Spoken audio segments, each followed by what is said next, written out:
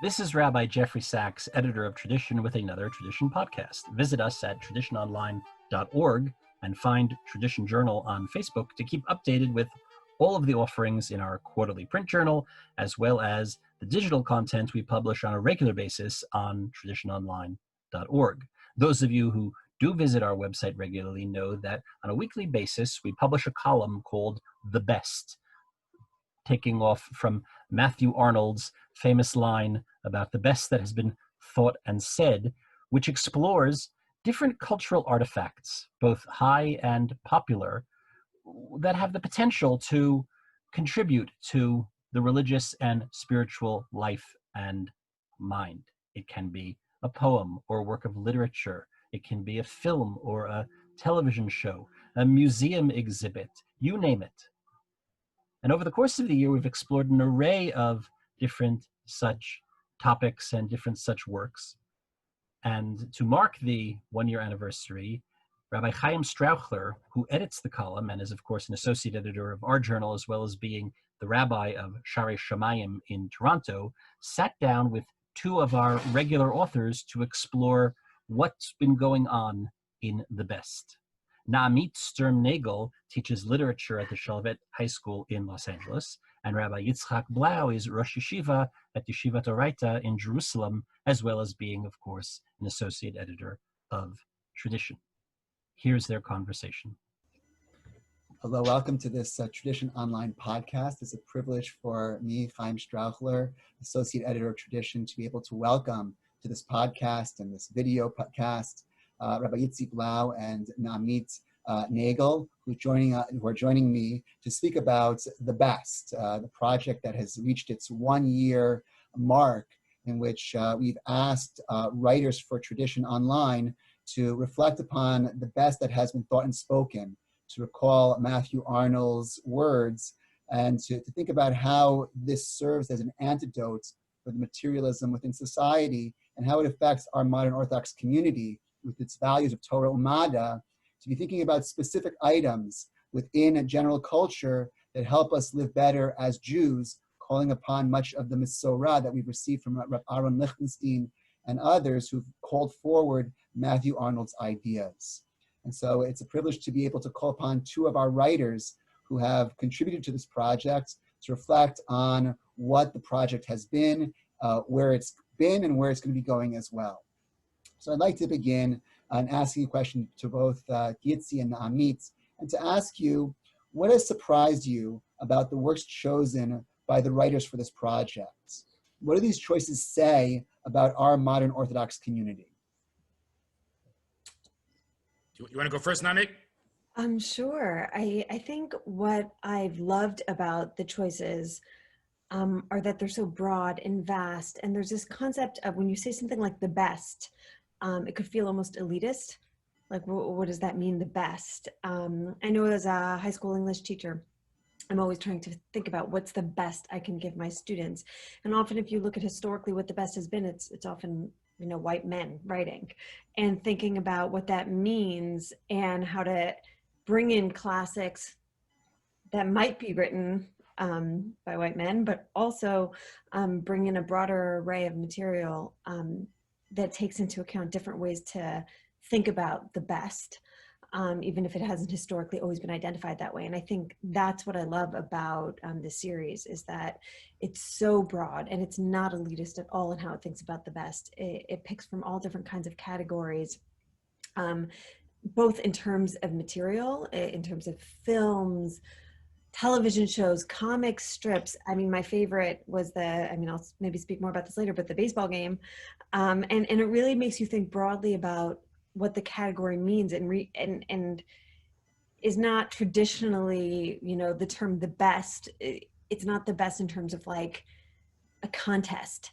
It's not like who wins the contest of the best. It's more just thinking about how things affect us and how they make us feel and impact our lives. And if it impacts your life, and if it connects to your Jewish identity, it's the best. And I love that. Okay, well, I guess I no longer have to worry that we're all going to say the same thing. I am coming from a little bit of a different perspective. I'm a big believer in the classics. I kind of believe in the canon, that you let history poskin, and history poskins which works are most worthwhile. And I'm actually been a little surprised, not that I think there aren't valuable movies and TV shows out there, but some of my colleagues, some of the leading, intellectuals of modern orthodoxy, if they've done one contribution, it kind of surprising to me that one contribution would be a movie, right? Or would be a adolescent fantasy series, right? Like Narnia or Harry Potter. So that's a bit of a surprise to me. Again, if you're doing multiple contributions, I would see more, that would be a part of it, but not your sole contribution.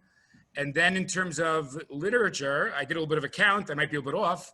It seems to me there are 15 books written in the last, let's say, 30 years, and 6 from prior purview. And I believe of those 6, I believe, Chaim, I think I'm responsible for 3 and you for the other 3. So I've got one. Which one did you do, Naamit? I'm sorry? Are you saying, unless you're saying classics? Were you only classics. Right? I'm making 2 distinctions. One is I was a little surprised that who went for movies and TV shows and fantasy novels. And I was also a bit surprised of the numerical disparity. I think it's 15-6 contemporary literature versus classics. So, Chaim, I am a little worried. Like, have we somehow lost sight of, valuing what makes it onto posterity, Shakespeare and the like? I think it's a great point on both that you're both making. And I think it says something about not just the project, but I think about modern orthodoxy similarly. And in our consumption of culture, I think that we often look for things that relate to our lives in a direct way. And the canon is something which taps into, you might say, the things that are not kadosh, not really holy, but there's something of that to it. But the contemporary often is more candy-like in what it provides. And in our dabbling within these realms, that rare is the person who's going in with that Matthew Arnold thing, I need to get the best. People are just are dabbling everywhere, and whatever comes, whatever tastes good, whatever feels good in terms of not just the taste of like fun, but also just the soul. That there's a certain attraction to that. And I think it's also there's a social reinforcement as well, where it's not just the quality of the artwork, but it's your friends talking about it around the water cooler, and that too is that we experience culture in the context of others. And so if something is a movie that's extremely popular, well, I'm going to hear it all the time. If there's a song I keep hearing on the radio, well, that's going to be reinforced within me in some way, and I'm going to value it more because of how it's consumed. Right. Do you mind if I respond as well? Absolutely. To that comment? The way I think about it also is I actually agree with you, Rabbi Blau, about in terms of like canon, if I was creating a canon. It happens to be I wrote my master's thesis on Daniel Deronda, so we are on the same page in certain ways. Okay, forget it. We do agree. Forget it. We do agree on what everybody needs to read, but I actually felt like this list wasn't recreating a canon. It wasn't saying, when I was re-looking at it, I was like, I don't think what the best list is doing is trying to say these are the, for example, the 40 things you need to read this year. I actually didn't think everything even fit together if you were creating a canon. I don't think things build on each other or relate to each other necessarily. I don't know. I think it's trying to create something very different. Sorry, Chaim, you can go back to your questioning, but were you trying to create a canon? Maybe that's what I'm getting at. So the process by which this has been created is that we never told any of our writers, you have to write about this. We told them, write about the best, whatever you feel is the best. I understand that this is part of a project. And you see it, look at it, and you put out what you feel belongs here or what you want to talk about. And so there's been a lot of leeway and very little editorial control of saying that you have to cover this. Every now and then I might write about one or ask Itzi to write about one that has to, we get our meat and potatoes and not just our fun stuff. But in terms of the general project, it's really been, what speaks to you? And I think that's what we're seeing as Naamit, as you're describing, absolutely. So let's get back to that and try to turn our view on the project itself and ask, is there an insight that you received from one of the writers on this project that you found particularly meaningful. But again, it can't be something that you wrote yourself. It has to be something someone else wrote that you found to be, gee, that's really interesting. I never thought about that, or that's really good. You want to go first on this one? Okay, sure. So beyond the insight, I'll say sometimes it's just helpful to have a reading list. I mean, there are two things I was not aware of, and now I want to follow up on them. Very recently, Tammy Jacobowitz wrote about a book by Parker Palmer. Now, I know Parker Palmer as an educator. He has a book called The Courage to Teach, which I think is very insightful. I like it very much. I had no idea that he wrote a book about dealing with mortality and old age and facing death and how it should make us feel. And now I want to go read it. So I would just say, like, you know, even people who follow books are not aware of everything that's out there. And I was very pleased to discover that. And here I'll actually give credit to Naamit also. I wouldn't say it's an insight I didn't know, but now I would want to follow this up. Like, I'm not a Philip Roth fan. I rarely read Roth. But I do think what Naamit wrote about how a crisis brings out the best and the worst in people, how a crisis is this heightened moral situation, which I think to some degree we're all facing now. Okay, not that we're suffering, but we are in a difficult period of life, given the corona. So I now want to say, well, what does Philip Roth have to say? Now I'm curious about that. I've thought about this, how people react to a crisis. So again, I realize I'm not picking insight, but for me, even that was extremely helpful. Now there are two books out there that I want to read. Yeah, thanks. I thought it was funny going through the list that something like Getting to the Power of Yes, I think that's what it's called, Getting to Yes, has been on my bookshelf because it's my husband's. It's not on my bookshelf, it's on his bookshelf, you know, which I ignore completely because there's no chance there's anything on his bookshelf I want to read.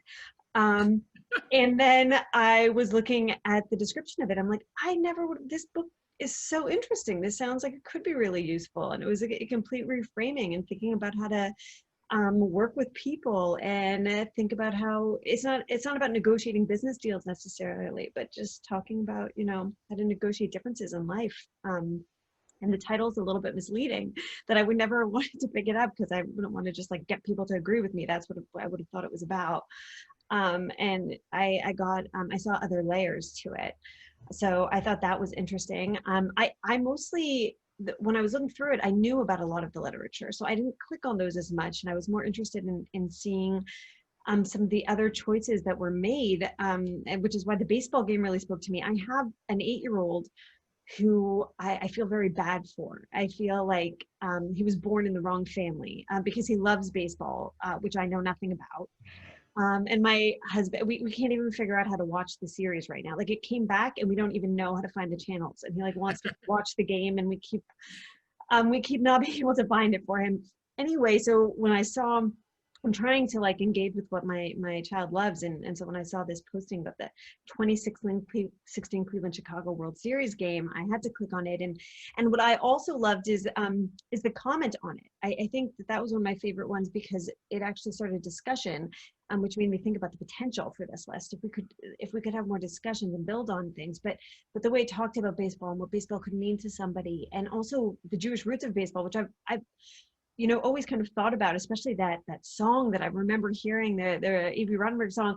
So it built all these connections, and I think the idea of what this list could do is not just connect texts or art to our lives, but, you know, connect different parts of ourselves from different periods of our lives, you know, and it just brought me back and helped remind me what's special about this sport, other than my son loving it. So I really like that one, especially because it's so unexpected. It was a specific game. It wasn't even just baseball or a baseball player or a book about a baseball player. It was like this game. And you could tell the person who wrote it loved baseball, like deep, deep down, which is always special. I think that's one of the challenges of the project, is that you were focusing on a specific piece of artwork or a specific material. And so much of our society today is about almost the production of a piece of consumable communication that can be packaged, sold, or advertised around in some way. And I think when Matthew Arnold first constructed this concept, it didn't have those same needs around it. And you could have these long, long books that could go, you know, forever. And baseball, I think in some ways is something which goes on forever on a certain level. I mean, there's a lot of poetry around baseball as being about life in some way, and starting in the spring and ending in the fall, and the trajectories of individual players' careers. Casey was at bat. There's this poetry that surrounds some of these things that go beyond. And the rules, that's what I thought was interesting, the rules, the way the rules are played with. I never thought about it that way. And halacha of it all, yeah. Absolutely. And but in some respects, the attention spans of human beings are shifting when it comes to literature. And I think this might get back to Yitzi's point earlier about the appeal of movies. There's movies you sit down after 2 hours or 2.5 hours, it's over. And you can go back to your life. But classics, those things are real commitments. It's talking 30 hours. And even some of the things that, when it comes to the online stuff, which I'm hoping that we'll get to more within the project, to see what is in those 20-minute YouTube clips or videos. What there is really useful for the development of a person? Is it possible to have the best within that format? Can that work? And I think that there's baseball runs at a certain pace. And there's a lot of talk about how baseball isn't going to cut it anymore against the speed of basketball or football or whatever's coming next. And there's something old school, almost classic about baseball, but also about many of the things that are part of this project. Should I respond? Please. Okay. I do want to go back to, I still do believe in the classics and the way that they're in conversation with the past and the future, which is always what I tell my students, which is what makes the classics a unique thing to teach. But I also talk to them about something called the will to play. Like when they digest anything in life, are they digesting it for the will to pleasure or the will to meaning?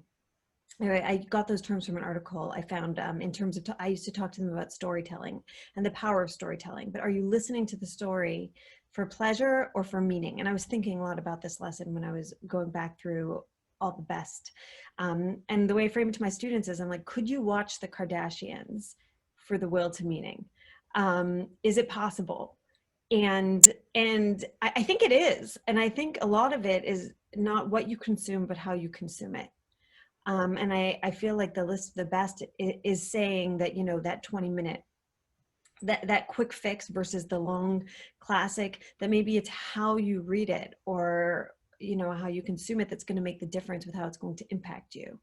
Because all of the writers that I read talked about how these texts affected their lives.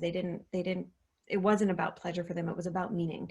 And I think if you are watching or reading or listening to something and you're looking for that meaning, then that's going to be the difference. And it won't matter if it's a classic or not.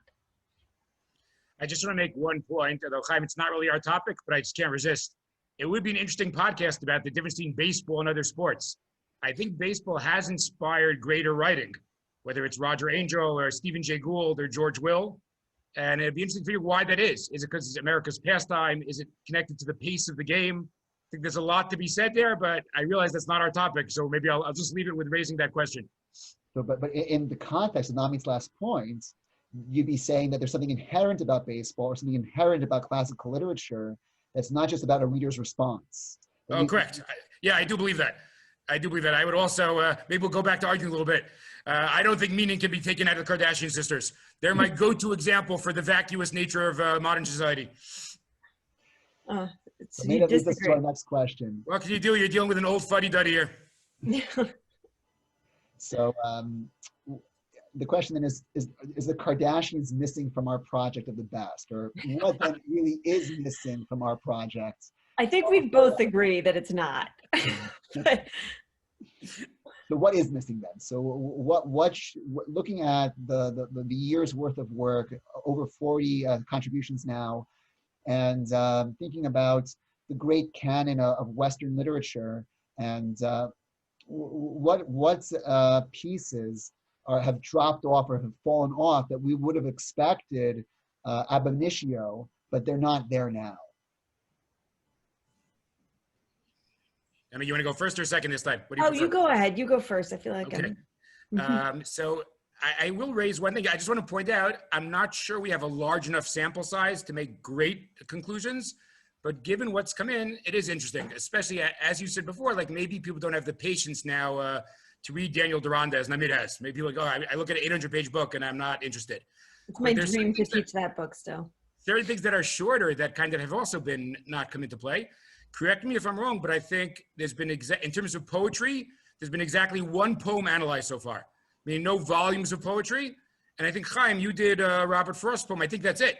So it is interesting. We have 42 entries or whatever, 40 some odd entries, and no one's gone that route. Have we somehow lost our taste for poetry? And here, I guess I'm equally guilty. Even though I've done 6 entries, none of them are poetry, right? They're all novels or books of some kind or another, not about poetry. I don't think, has anyone done essays yet? I think no one's really done a collection, with their collection of essays yet? I don't think so. Collections of essays. I mean, you might say that the work on this is water is like a video type essay that. Okay.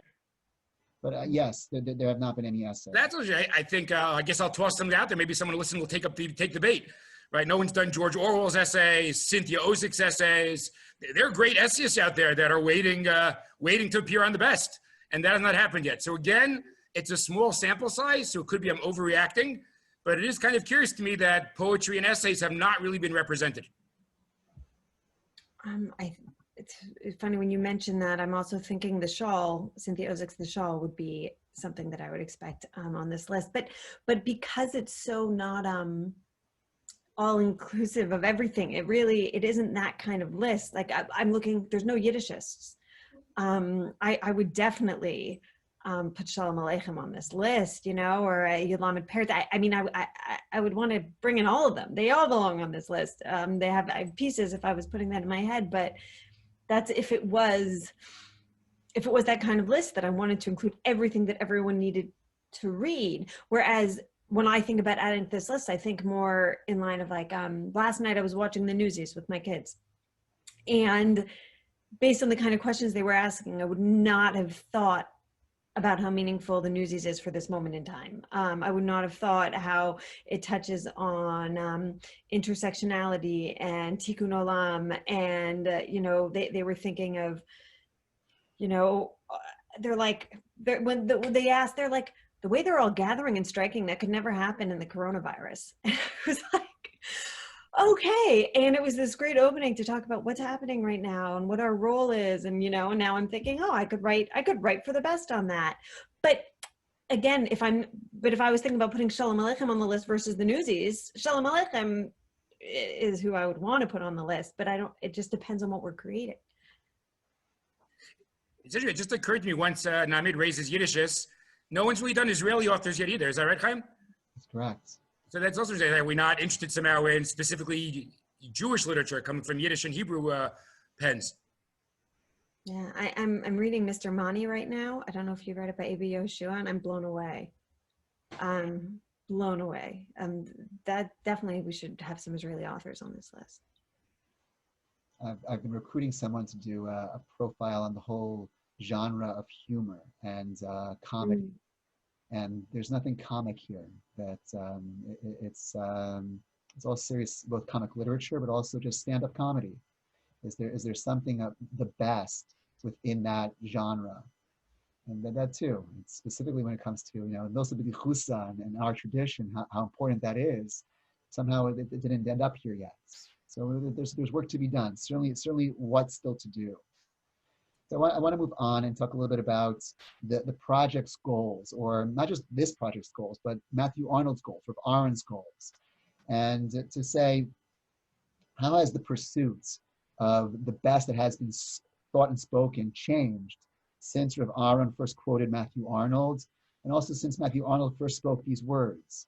Is there a change in the function of great literature, of great culture, to move people, to educate us, to bring us to our best angels? Is that is something that are the goalposts moving when it comes to the effort of what literature is meant to do, culture is meant to do? Why didn't you go first this time? I mean, Yes, it isn't moving in terms of culture, what it's meant to do, but everything is so watered down and diluted. I find the difference between what I think is good writing, meaningful writing, powerful writing is drastically different from most people's. My bar is often a little too high. Like I can't read a lot of the books everyone's recommending. You know, they'll be like this bestseller that everyone's like, how can you not read this book? And I'll get 2 pages in and I'll be like, how can you read this book? How did this book become a New York Times bestseller? You know, and I also find that as an English teacher, my job is to teach my students the difference. And I talk to them a lot about literary merit, the term of literary merit. I have them do this independent study where they find a book on their own and they write about it and read about it and share it with the students. So within a year, you're not just reading like the books that I teach, but you'll learn about, 30 other books from all your classmates. And teaching about literary merit is really hard, and trying to teach kids how to find it and what it means.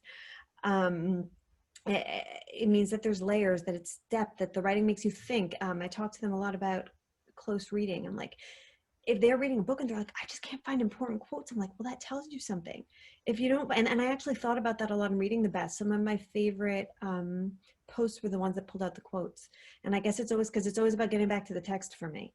When you talk about something without quoting it, you almost lose it. And I always want to get back to the actual text. And so like when my students say something like, yeah, how do I close read this? How do I find quotes? I'm like, well, then maybe that doesn't have literary merit. Maybe it's telling you something. If you can't find quotes that make you think and have layers, then that's how you find something that's meaningful. I'm sorry, are you finished? Yeah, go ahead. Okay. I want to say 3 things. I just want to pick up on Naamit's last point. Actually, I find it really striking. My kids make fun of me that I read books looking for the pull-out quote, looking for the great quote. Because a couple of years ago, I read Steinbeck's Grapes of Wrath. So my older 2 sons asked me, did I like it? I said, well, it's a very moving book, but there's not one great quote I could cite. And my sons are making fun. I said, who cares? It's still a moving book. But I'm with her, actually. I'm looking for that one passage that just moves you or has an insight you didn't conceive of before. Right? To me, that's the heart of literature. And George Eliot's the best at that. Yes, that's absolutely correct, actually. That's correct. That's so interesting. I totally agree. When I read Middlemarch and Daniel Deronda, at some point, I did not care about the plot. I was just looking for the next great passage. Like, who cares what happens to Deborah? Let's get the plot. Let's see the passage. Right. So that was what was going on there. In terms of your question, I agree with what you both alluded to. I do think that, I'm going to say a cliche, but it's a cliche that's true, that we're a culture that is much less patient. It's hard to imagine that having such instantaneous technology is not going to impact on the human personality and the human brain. And the idea of patiently waiting for something to unfold is not something we're good at. And a lot of the great novels demand that. And I would say that's one of the reasons, perhaps, I think, one of the things I even noticed, I think, Naamit's looking at the list is, if it's worthwhile, that's good enough. And I'm more of on a crusade. I think that's part of the difference here. Like, I want the world to know we should still be reading George Eliot. We should still be reading Victor Hugo. I don't care how long the book is. Right, so maybe I'm more on this crusade, and that's, I think, influencing my thought here. And I would say it's even further, meaning not only are they long books, you have to commit to that. Some classics don't get interesting till page 150. Like, I don't think the Brothers Karamazov gets interesting till about 150 pages in. And Chaim, you did The Life of Johnson. I love The Life of Johnson, but doesn't really warm up till Boswell starts quoting Johnson. Right? I don't remember what page that happens on, but I don't think it's in the first 100 pages. So I think if we're going to call people to the classics, we're demanding a certain amount of patience, a certain amount of willingness to commit to a long-term thing, which I don't think we moderns or we postmoderns find so easy. But I admit that doesn't motivate me less. That motivates me more to talk about these things. I think we have to fight the contemporary culture on those issues. There's another side to it also, which is that within a Jewish context, Mada has a competitor, and that's Torah. And if we want to find this elixir for the physicality and the materialism around us, so we have a choice in Torah. We have Torah's Moshe. And in as much as we have to triage our lives to say, well, I have only so many days, so many hours in this world. So Rav Aaron's use of Matthew Arnold as a tool always runs this risk of, well, is there a piece of Torah from which I can get that same insight, that same sipuk hanefesh, to be able to meet the cure that I need to be able to live out my life as Hashem wants me to. And I get the sense that when Rav Aaron first put forward this idea that Matthew Arnold has something for the Ben Torah to really see within this arena that is not necessarily as accessible within Torah as our patience, as we change, the calculus of how much time do I have? What can I do with this becomes more difficult. Maybe I'll jump on that if that's okay. I guess I just have to relate to my experience, meaning I find that so much of the insight that I have into this world is due to non-Jewish secular authors. And I just can't imagine giving that up. Like, to me, it's like a non-starter of the conversation. Now, again, you're right. We have to figure out how to be out in the marketplace, as it were. And I have, to some degree, I started even like posting blogs in the Times of Israel. So I have given in to the contemporary culture to some degree. But in my mind, like it would just be a crime. Like, it's true. I find tremendous insight in our tradition all the time. And I'm not giving up Talmud Torah anytime soon. But I just can't imagine a world which I didn't read Samuel Johnson and George Eliot and Victor Hugo, and they inspire me every day. So I know maybe it's not much of an answer, but it's almost like a non-starter, this conversation. Like, to me, it's like, okay, like obviously you have to, have a great relationship with your spouse. That's the starting point of the way things should go. So it's obvious that we should access this great material. That's just the starting point. Let's just see how we can get it done. I love how giving into contemporary culture for you is Times of Israel. Like, other people with TikTok, and you're like, I've given in. This is great. But my baby is my Jewish literature course that I teach. It's called Jewish Literature and Identity. I teach it to high school kids. I taught it to adults. I run a Jewish literature book club. Often because I actually feel like it bridges these two things. And I love, you mentioned Cynthia Ozick essays. I love in her essay Towards a New Yiddish, she talks about how Jewish literature is liturgical. And that's one of her arguments she makes, that, and I think finding the liturgical in all literature is what makes it so meaningful, and almost brings you back to the Torah. And I think that's, what always Rav Lifsonty and Rav Soloveitchik were talking about. It's that back and forth where they enrich each other. We're living in the world. And so finding that back and forth and finding the liturgical in Jewish literature and in non-Jewish literature makes living life more meaningful. It makes these stories of meaning, which is what I was going back to, finding meaning in what we consume. So important. So I think, and I do think that like this category of Jewish literature, which I've discovered Israelis find hilarious, like there's no such thing as Jewish literature in Israel. It doesn't make any sense as a category. But I do think thinking about it as a category is like this in-between space that gives us access to both of those worlds has been a really powerful tool for me in terms of my own love of literature and Judaism. It's been like a place that's helped me sit in between those two things. And I think it's also really helped my students find meaning in their Judaism.